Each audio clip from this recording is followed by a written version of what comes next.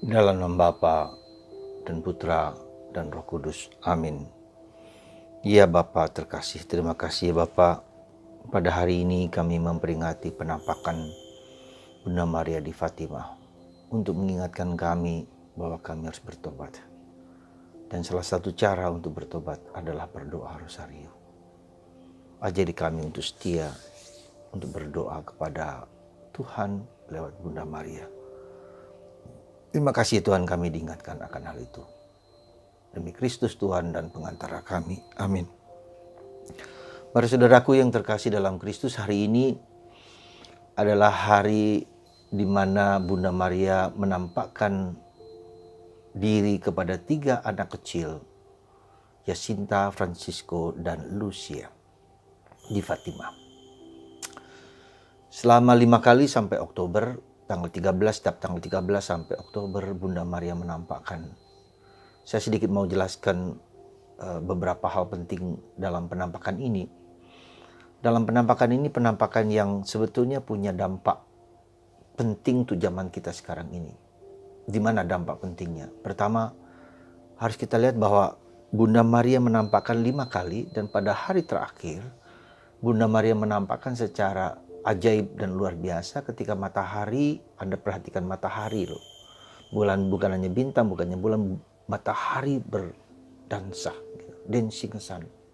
Itu menunjukkan kepada manusia, orang-orang yang melihat di Khofairia, itu tempat di mana sekarang Fatimah itu ada, ya, bahwa Tuhan sungguh-sungguh serius. Bunda Maria sungguh-sungguh serius memberikan pesan itu kepada orang Portugal, tapi juga kepada seluruh dunia.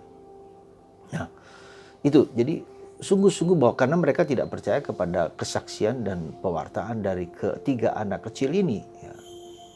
Nah, itu yang pertama. Jadi sungguh-sungguh ini pesan yang luar biasa. Pesannya apa? Kita harus bertobat. Ya, karena dunia, karena saat ini, sekarang ini Bunda Maria melukiskan bahwa dia harus menopang tangan putranya Yesus. Ya, karena tangan putranya Yesus sudah tidak mampu menanggung beban-beban dosa dalam dunia manusia. Maka itu diminta bertobat. Caranya adalah sederhana, simple, doa rosario. Ya, bagi Anda yang sudah doa rosario, itu merupakan sumbangan yang besar bagi, bukan hanya kepada Anda masing-masing, tetapi kepada dunia, supaya orang bertobat. Nah, kalau kalian tidak bertobat, maka akan terjadi malapetaka, dan itu benar. 1917, ya, lalu 1918 terjadi Perang Dunia Pertama. Ya, kemudian Bunda Maria mengatakan bahwa Rusia yang ada komunis pada waktu itu akan runtuh. Dan ternyata benar nubuat itu. Bahwa kemudian bersama dengan Paus Yohanes Paulus II yang ditembak dadanya dan tidak mati. Ya, dan itu kemudian setelah itu lewat Gorbachev, Presiden Uni Soviet pada waktu itu, terjadilah Uni Soviet menjadi pecah. Ya. Tidak lagi menjadi negara komunis. Dan komunisme hampir hancur di Eropa. Meskipun sekarang masih tetap ada sisa-sisanya.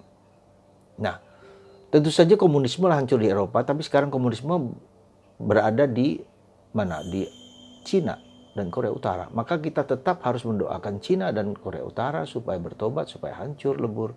Kita harus kita berdoakan supaya Bunda Maria menginjak ular dan naga yang menjadi simbol dari orang-orang Cina, diinjak kepalanya. Nah, itu yang ketiga, bahwa Bunda Maria menunjukkan kepada ketiga anak ini neraka. Begitu mengerikan, begitu memedikan, di luar jangkau, di luar pemikiran dan bayangan manusia, betapa mengerikannya neraka tersebut. Saya baru sedang membaca peringatan dari alam baka, yang di sana dituliskan bagaimana betapa yang kesaksian dari eksorsisme yang bertanya kepada para pendosa-pendosa seperti Yudas Iskariot, betapa mengerikannya neraka itu. Nah, tetapi itu kisah tentang penampakan penglihatan Bunda Maria kepada Lucia dan Jacinta dan Francisco itu disimpan oleh Lucia karena begitu mengerikannya dan tidak dapat diungkapkan kecuali kepada Paus, yang kemudian kita tahu bahwa ternyata memang suatu peringatan, suatu warning dari Bunda Maria bahwa kita memang harus, pertobatan itu sungguh-sungguh harus dijalankan. Dan tentu saja pertobatan itu bukan karena pewartaan pernyataan tentang neraka, tetapi harus karena cinta kepada Tuhan, karena kasih kepada Allah. Ya. Dan itulah yang mungkin di zaman sekarang ini kalau kita perhatikan di di zaman COVID-19 ini, di mana orang begitu rapuhnya, begitu ringkihnya dengan adanya virus corona ini, ya, orang menjadi takut, menjadi gelisah, menjadi cemas, ya, karena tidak diketahui persis bagaimana ini, apakah teori konspirasi, apakah teori nyatanya memang sungguh-sungguh virus dan seterusnya yang dibuat oleh manusia supaya inilah ada tangan-tangan pendosa yang sungguh mau menghancurkan dunia, dan mungkin ini juga blessing bagi kita. Karena apa? Karena kita diajak untuk lebih serius dalam hidup doa kita. Kita terlalu banyak, mungkin dalam tanda petik, menurut pengamatan saya terlalu banyak dengan ritualisme, formalisme, ya itu tidak salah, tidak jelek. Sekedar menjalankan apa yang dikatakan, atau sekedar sungguh-sungguh tidak peduli lagi dengan ateisme praktis. Ya. Nah, sekarang orang diajak untuk kembali, bukan hanya kembali, tapi bertobat. Bertobat sungguh-sungguh bahwa hidup kita ringkih, tidak bisa bersandarkan pada sesuatu pikiran, ciptaan pikiran manusia belaka, dengan filsafat, dengan kebahagiaan, dengan hedonisme, dengan konsumerisme. Lalu kita diajak untuk masuk lebih dalam. Nah, bagi saya yang nampak penting dari COVID-19 ini, orang diajak untuk masuk lebih mistik, hidupan lebih masuk ke kedalaman batin manusia. Dalaman batin kita masing-masing. Dan itu yang tidak mudah. Karena apa? Hedonisme tadi. Karena konsumerisme. Karena rasa senang, rasa nikmat. Ya, rasa suka. Ya, serba enak. Dan itulah mulai masuknya iblis masuk di sana menjadi apa? Lalu orang, katakanlah sekarang, kata maaf lah ya, mungkin orang lelaki menikah lelaki, perempuan lelaki, LGBT, katakanlah seperti itu. Ya, Sodom dan Gomora yang dilukiskan dalam kitab Kejadian, dan itu sungguh kalau saya perhatikan, lihat dari YouTube tentang Sodom dan Gomora, itu suatu daerah yang sungguh tak ada manusia, yang terbakar sungguh-sungguh habis. Dan itu bukan mitos gitu loh. Jadi bukannya berarti orang, dan saya merasa dalam narkoba dengan segala kejahatan dan Sodom Gomora seperti itu. Nah, maka kita perlu kembali kepada Tuhan sungguh-sungguh ya. Ya, ini suatu tantangan yang nggak mudah, yang berat, karena bertobat ini bukan yang gampang. Nggak usah jauh-jauh, bukan hanya kepada orang-orang yang tidak beriman, kepada yang sama-sama Kristen Katolik saja, betapa susahnya untuk dibawa kepada pertobatan. Kita saja seperti itu. Itu yang pertama. Jadi dengan kata lain, peristiwa Fatima ini sungguh sebetulnya melukiskan situasi zaman kita. Mari kita bertobat. Mari kita mulai dengan berikan hatimu, bukalah hatimu, biarkan Tuhan masuk, karena Tuhan akan datang kepada kita dan membawa kita kepada Allah. Ya, kalau dalam bacaan bacaan kemarin Injil, bahwa Yesus akan datang kepada kita. Bukalah hati kita dan akan membawa kita kepada Bapa. Di rumah Bapakku ada tempat tinggal. Dan itu bukannya nanti ya, tapi harus sekarang, sudah mulai dari sekarang. Buka hatimu. Lihatlah realitas hidupmu. Bahagiakah kita? Damaikah kita? Kalau Yesus mengatakan, damai yang kuberikan kepadamu tak dapat diambil dunia, damaikah aku? Silakan Anda jawab sendiri. Itu yang pertama. Yang kedua, dalam bacaan pertama hari ini kita diingatkan bahwa bagaimana jemaat awali menyelesaikan problem tentang sunat. Ya, ini soal yang bagi kita mungkin nggak ada masalah. Bagi dulu sungguh-sungguh bermasalah, karena orang-orang Kristen Yahudi hanya mewartakan kepada orang-orang Yahudi yang bersunat. Lalu bagaimana orang yang tidak bersunat? Karena sunat itu menjadi tradisi orang-orang Yahudi. Tetapi sunat itu bagi orang Yahudi merupakan tanda perjanjian dengan Allah gitu loh. Nah, ini menjadi suatu problem yang besar ketika orang Yunani yang tidak bersunat, orang-orang lain yang tidak bersunat, diwartakan nggak pada kabar gembira, diwartakan juga kepada mereka. Nah, itulah problem yang sangat rumit pada waktu itu. Maka yang bagus sekali, para rasul berkumpul bersama, mengadakan konsili pertama di Yerusalem, membahas soal sunat. Nah, itulah betapa gereja kita itu sungguh-sungguh luar biasa menyelesaikan problem-problem. Dan dalam konsili-konsili kemudian terus sampai sekarang, itu membaharui gereja, mengulang, lihat lagi kembali. Jadi percayalah kepada gereja yang didirikan oleh Yesus Kristus ini. Ya, lewat para rasul, lewat Rasul Petrus dan seluruhnya kepada Paulus dan sampai sekarang. Itu yang kedua dan menarik. Yang ketiga, bagaimana kita harus berbuah. Gitu loh. Nah, hidup kita harus berbuah, karena kalau tidak berbuah ya akan dipotong, ditebang, dibuang. Demikian juga dengan kita.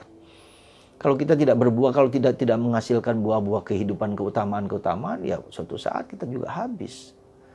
Buah kita apa? Ya, intinya buahnya adalah kasih. Buah-buah roh, lihat Galatia, ya. Galatia itu lihat. Buah-buah kasih, buah-buah roh, bukan hidup dalam daging, bukan hidup dalam dunia, tapi hidup dalam roh. Ini serius, saudara. Buah-buah roh. Ya. Nah, memang tidak mudah sekali lagi. Maka harus ada kerjasama, ya sinergi antara kita manusia, keterbukaan kita, dan mendengarkan kehendak Tuhan.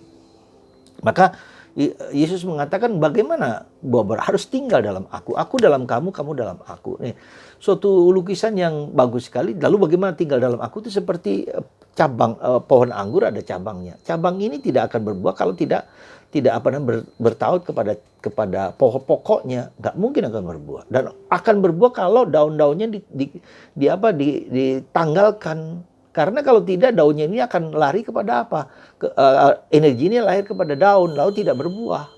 Seperti kami punya pohon anggur di depan itu, tak pernah berbuah karena tidak pernah dipangkas dan kita nggak tahu caranya. Jadi tinggal rindang sekali, tetapi tidak ada buahnya. Ya mungkin itu untuk hidup kita juga. Kita rindang, kita senang, kita nyaman, kita enak, kita suka, kita apa sajalah. Tapi buahnya apa? Keluarga kita berbuah apa? Apa yang bisa kita sumbangkan? Apa yang bisa kita bagikan? Apa yang bisa damai di dalam keluarga aku atau tidak? Mencari keharmonisasi dalam keluarga aku. Ada sesuatu yang diriku itu memiliki manfaat, kegunaan, kebaikan kepada satu sama lain atau enggak? Saling berbuah gitu loh. Ya. Nah itulah saudaraku yang terkasih, gambarannya itu seperti itu, gampangannya untuk mengatakan tinggal itu seperti kita dicangkokkan gitu, katakanlah dicangkok, dimasukkan di sini. Nah kalau berbuah maka energinya dari batang ini kepada kita, ya ngerti maksudnya? Jadi kalau kita tidak menyangkul dalam batang ini, tidak melekat, ya kita nggak akan bahagia. Maka bahagia ku terikat pada Yahweh. Harapanku pada Allah Tuhanku, terikatku pada Yahweh, hatiku terikat. Ya, maka ketika bangsa Israel dibuang ke pembuangan, ada Mazmur, lupa saya persisnya, Mazmur 45. Kalau aku tidak mengingat Yerusalem ketika mereka dalam pembuangan, maka biarlah tangan kananku dipotong. Nah itu artinya kalau aku tidak mengingat akan Tuhan, akan janjiku di kemudian hari bahwa aku akan bersama Bapa, Putra dan Roh Kudus, dan Bapa bersama Putra dan Roh Kudus sudah dimulai dalam diri kita. Jadi kita akan bersatu dengan Bapa kepenuhannya nanti, tetapi sudah dimulai dalam diri kita sekarang. Ini kan luar biasa, saudara. Jadi surga itu bukan nanti, tapi sekarang. Surga itu bukan tempat, tapi pribadi. Surga itu dalam diriku, ada dalam diriku kalau aku hidup di dalam Tuhan. Hidup dalam kasih, hidup dalam kesabaran, hidup dalam kemurahan hati, hidup dalam buah-buah roh. Saya yakin Anda semua, kita semua tergerak untuk melakukan itu. Ya, saudaraku, mari. Tuhan berkatilah anak-anak-Mu ini supaya kami tinggal di dalam kasih-Mu, dalam roh-Mu, dalam pribadi-Mu. Dan kami berbuah sebaik mungkin, sebanyak mungkin. Apapun yang bisa kami lakukan di keluarga kami, di sekitar kami, di lingkungan kami, di paroki kami, di masyarakat, sebanyak mungkin apapun yang kami bisa lakukan. Karena buah itulah yang membuat kami tanda bahwa kami adalah sungguh-sungguh dikuasai oleh Roh Kudus. Terima kasih Tuhan, dan semoga peringatan Bunda Maria di Fatima menggerakkan kita untuk terus berdoa. Jangan pernah bosan berdoa, jangan pernah bosan berdoa, jangan pernah bosan berbuat baik. Berbuat baik dan berdoa, cara kita tinggal dalam Allah. Terima kasih Tuhan, anugerah ini Kau berikan kepada kami, dan bagi Anda yang lemah dan bersakit, disembuhkan dari kuasa Allah. Darah dan air yang telah memancar dari Kudus Yesus, sembuhkanlah Anda semua dalam nama Bapa dan Putra dan Roh Kudus. Amin.